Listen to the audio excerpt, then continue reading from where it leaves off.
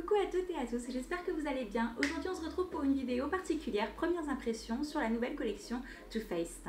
J'ai à ma disposition la quasi-totalité des produits, à part la poudre lip qui n'était pas disponible en magasin. Elle sera disponible il me semble jeudi, mais je ne pouvais attendre jeudi pour essayer surtout la palette qui me... Là, rien que le fait de la regarder, j'ai envie de l'essayer. Alors moi je suis une inconditionnelle fan de la marque Too Faced, j'espère que je ne serai pas déçue sur cette collection. On verra, je vais tester avec vous et je vous dirai mes impressions sur chaque produit que j'essaierai. On commence tout de suite par la démonstration. A tout de suite. J'ai appliqué au préalable une base nourrissante sur ma peau parce que trop de matité tue la matité à mon goût. Donc là j'applique de manière locale la base matifiante de chez Too Faced qui est enrichie à la crème de pêche et à la crème de figue sucrée. La crème de figue qui est connue pour lutter contre les imperfections, riche en vitamine E, K, a pour but de raffermir la peau et de diminuer les cernes. Alors nous allons voir si ça correspond. Bon, en termes d'odeur, c'est du Too Faced craché. Donc elle a pour but aussi de flouter les pores. Je commence.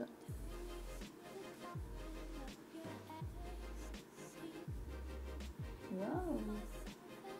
Alors en ce qui concerne le fait de flouter les pores, elle est pas mal, j'ai envie de vous dire. Elle diminue vraiment très bien l'apparition des pores. C'est la première fois que je suis satisfaite d'une base lissante. Je suis rarement satisfaite des marques. C'est pour ça que j'utilisais NYX parce que je trouvais que ce que j'avais chez NYX, je le retrouvais chez d'autres marques en plus cher. Donc, mais là, c'est vraiment la première fois que je suis satisfaite d'une base lissante. Donc j'ai la peau mixte à grasse, je l'applique au niveau de la zone T. Après en termes de texture, ça colle pas, ça ne peluche pas, ça s'étale plutôt bien. C'est frais, quand on l'applique on a tout de suite un effet fraîcheur qui apparaît. Premier point positif, je valide. On passe maintenant au fond de teint, ma petite crainte. Je suis pas du tout habituée aux fonds de teint matifiants, j'adore les fonds de teint glowy, j'adore les teints glowy, donc j'ai peur. Je le vois dans ma main, déjà je vois qu'il n'est pas riche en sous-tons dorés, donc j'ai peur que ça ternisse trop mon teint. Par contre pour un fond de teint matifiant, il est hyper liquide, il a une texture un peu d'un fond de teint hydratant. Donc ça, bon point positif là-dessus.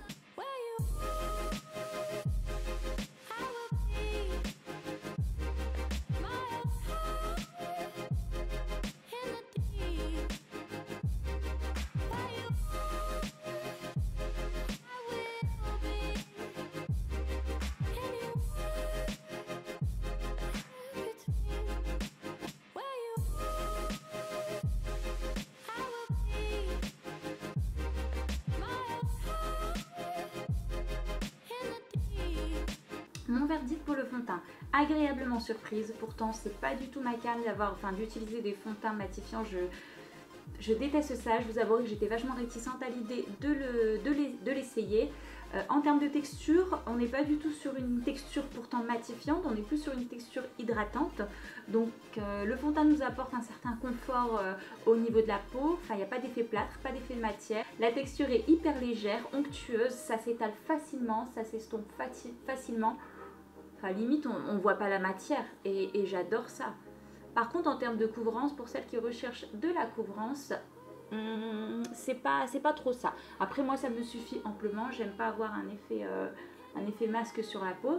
Je pense que si vous passez une deuxième fois et que vous tapotez sur les imperfections, on peut avoir une diminution en termes d'imperfections. Mais voilà, moi j'aime pas trop repasser, remettre du produit sur ce que j'ai déjà mis, c'est pas trop mon truc.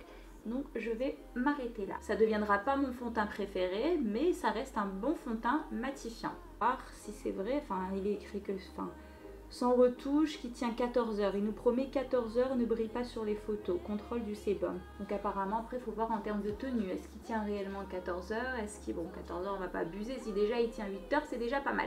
Mais la 14 heures, donc faut voir si c'est vrai. Et bon ça m'a fait rire parce que, petite anecdote, je vous raconte, quand je suis allée chez Sephora pour l'acheter, donc j'ai essayé, j'hésitais entre deux teintes. Donc là il s'agit de la teinte Honey pour moi. J'hésitais entre Roni et Sable, mais Sable c'était un peu trop, ou je sais plus le mot, je crois que c'était un peu trop foncé. Donc je voulais essayer et donc la personne qui s'occupe de moi me fait essayer le fond de teint. J'ai toujours du mal chez Sephora parce que les lumières sont pas blanches, si on voit pas bien, j'ai du mal à m'en rendre compte. Et lorsque j'essaye le fond de teint, donc la personne voulait me mettre ensuite la lighter au-dessus, donc je lui dis non, de toute façon je vais rentrer chez moi, je vais tout recommencer, donc vous embêtez pas. Et là, en fait, elle me dit, bah, n'hésitez pas, hein, si vraiment, elle me dit, vous le prenez, donc je lui dis oui, elle me dit, vous pouvez en remettre au cours de la journée si vous voyez que ça commence à briller. Et là, je la regarde, je lui dis, bah, il n'est pas censé tenir 16 heures, enfin, je sais pas, sur le packaging, il est écrit qu'il est censé tenir 16 heures, donc c'est un fond de teint matifiant, donc logiquement, j'aurais pas besoin de refaire de retouches dans la journée. Elle savait plus quoi me dire, elle savait plus où se mettre. Elle me regarde, elle me dit... Ah, regarde, elle me dit, la pauvre, elle me dit, qu'est-ce qu'elle m'a dit? Ah oui, elle m'a dit, non mais on sait jamais si vous avez chaud. Bah je lui dis, ça risque pas, on est quand même à Paris. Puis j'ai insisté, vraiment, j'ai pas lâché l'affaire, je l'ai vraiment mis mal à l'aise. Je lui dis, ça risque pas, je lui dis, on est à Paris, il fait quand même, les températures sont assez basses. Je suis pas sûre que, je lui ai dit, je suis pas sûre que je risque d'avoir chaud. Et elle me dit, bah si vous faites une journée de 20 heures de travail, je lui dis, bah impossible, je travaille pour moi-même. La pauvre, elle savait plus où se mettre. Enfin bon, ça je doute un petit peu concernant les 16 heures. Reste à voir, je vais voir et je vais passer la journée avec et je vous dirai sur la prochaine vidéo si réellement il promet une longue tenue. Ce qui s'est passé, c'est que comme je vous ai dit, j'avais oublié de mettre mon micro. Donc je me suis rendu compte entre deux que quand j'ai voulu reprendre mon teint, le fond de teint était quasiment sec et je ne pouvais pas reprendre là-dessus.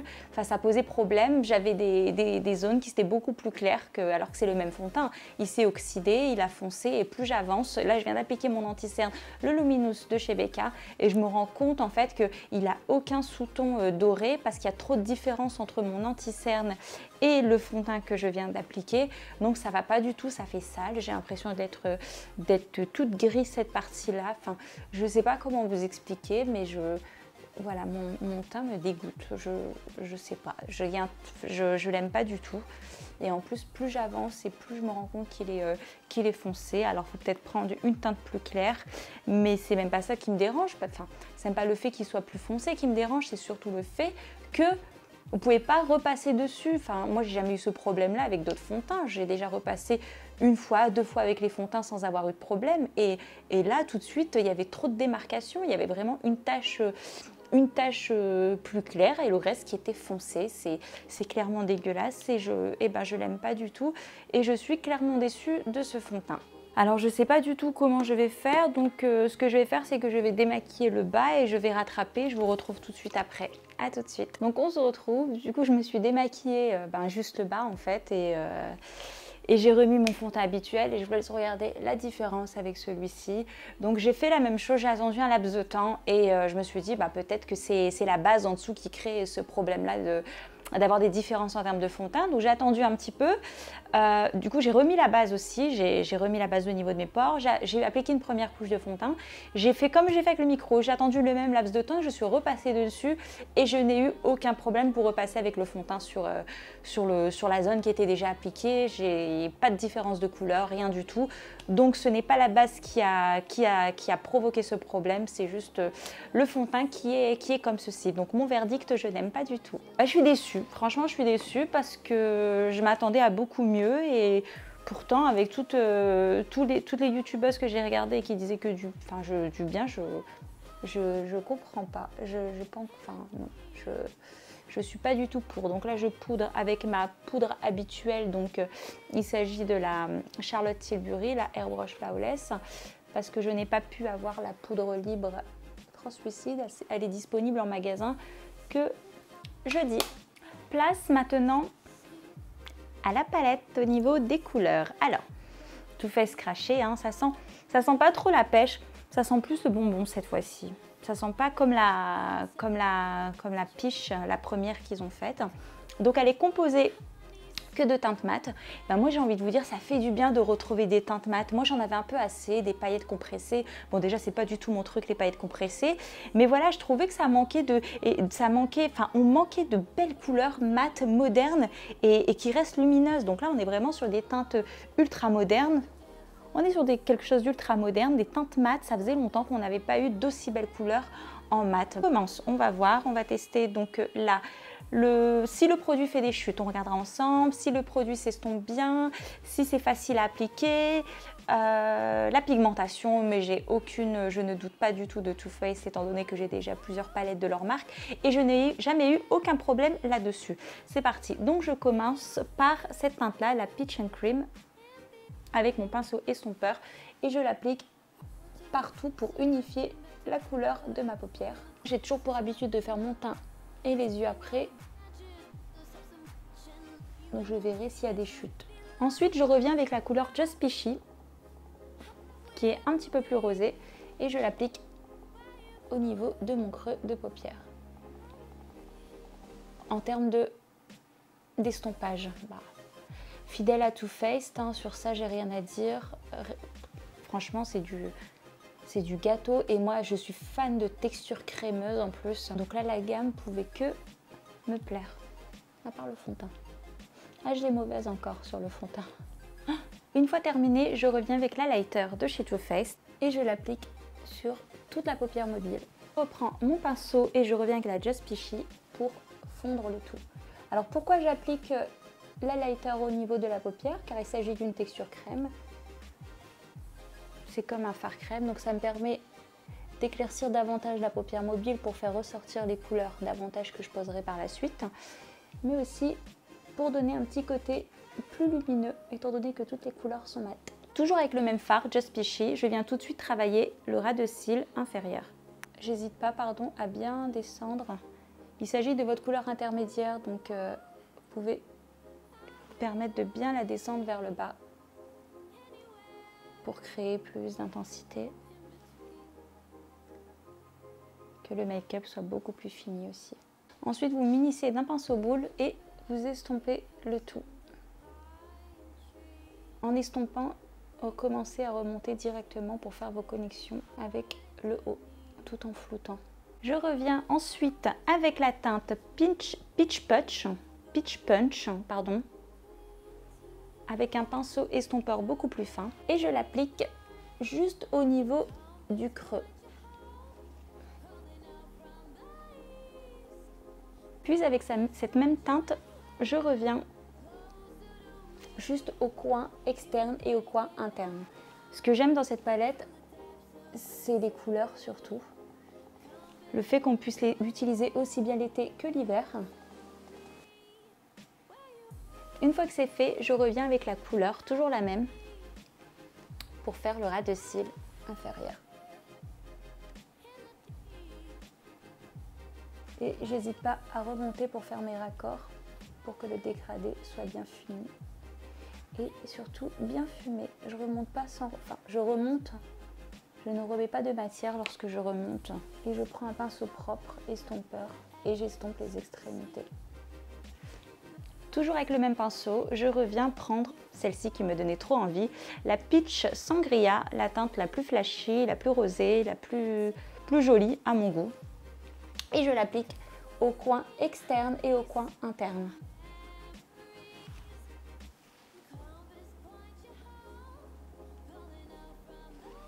Je reprends mon pinceau estompeur et j'estompe les extrémités en rejoignant les deux côtés. Une fois que c'est fait, je reviens avec la Peach Punch et la Peach Cobbler juste au-dessus, un petit peu marronné, juste pour intensifier le côté. Toujours avec le même pinceau propre, à la fin, j'estompe tout sur les côtés en faisant des sortes de triangles sans remettre de matière pour avoir vraiment un effet bien flouté à l'infini. Je viens éclaircir l'arcade sourcilière et le creux de ma paupière avec le Peach Butter.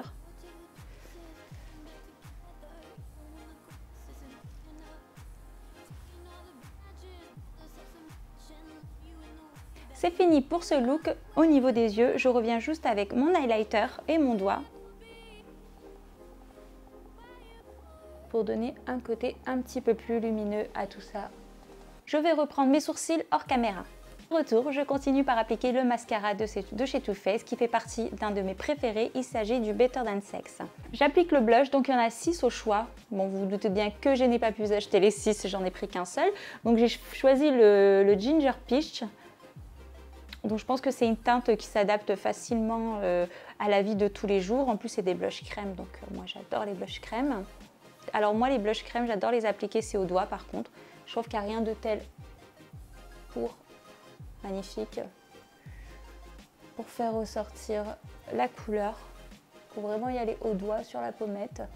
C'est le meilleur moyen de les travailler et c'est le meilleur moyen de les fondre et de faire ressortir la pigmentation. Magnifique, j'en suis amoureuse. Une fois que vous l'avez appliqué au doigt, ce qui est génial, c'est de reprendre votre pinceau à fond de teint avec lequel vous avez travaillé au préalable et de tapoter sur les extrémités pour qu'il n'y ait aucune démarcation et pour que ce soit bien fondu avec le reste. Je vous laisse regarder en même temps le résultat que moi j'adore particulièrement. Je ne sais pas du tout ce que vous en pensez, mais ils sont ultra pigmentés, faciles à travailler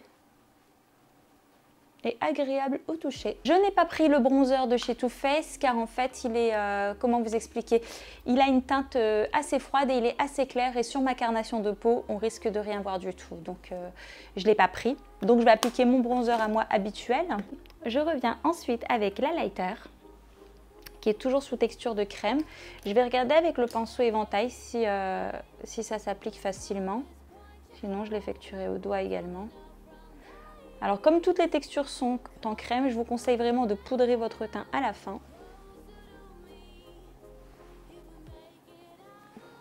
C'est un highlighter qui nous permet d'avoir un strobe hyper naturel. Moi j'aime beaucoup. Dans la vie de tous les jours, il peut être parfait. La texture est facile à travailler aussi. C'est la même texture que le blush. Donc moi, je le valide à 100%. Toujours dans la même collection, nous avons ce magnifique bronzer sous forme de tarte. Autant vous dire que j'adore le packaging.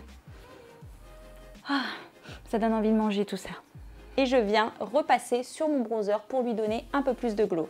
L'appliquer tout seul aurait été un peu trop clair pour moi, donc c'est pour ça que j'ai mis mon bronzer à moi au préalable et je vais repasser dessus avec celui-ci pour que tout se mélange avec le blush et avec le bronzer et que ça donne beaucoup plus de glow. Et je termine le teint par mon coup de cœur, cette poudre de finition qui a des sous-tons orangés, donc ça c'est parfait pour les teintes mates basanées, pour rehausser le tout, pour donner plus de luminosité, mais apparemment sur les carnations beaucoup plus blanches, elle ne laisse pas non plus de sous-tons orangés. Donc pour ce type de poudre, je vous conseille d'utiliser ce type de pinceau, les duo fibres, il n'y a rien de tel pour une application légère et uniforme.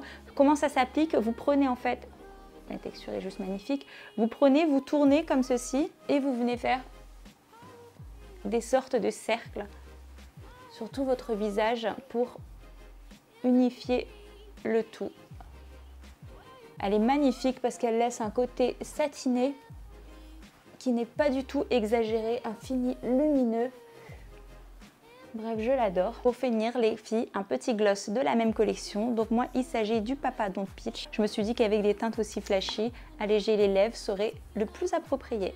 J'ai appliqué le gloss que j'ai adoré. Donc là, il s'agit du Papa Don't Peach. C'est un nude vraiment subtil, mais qui a un petit côté un peu rosé pêche. Au niveau du confort, c'est hyper agréable. C'est infusé à l'huile de pêche, donc forcément, ça n'assèche pas, ça tire pas.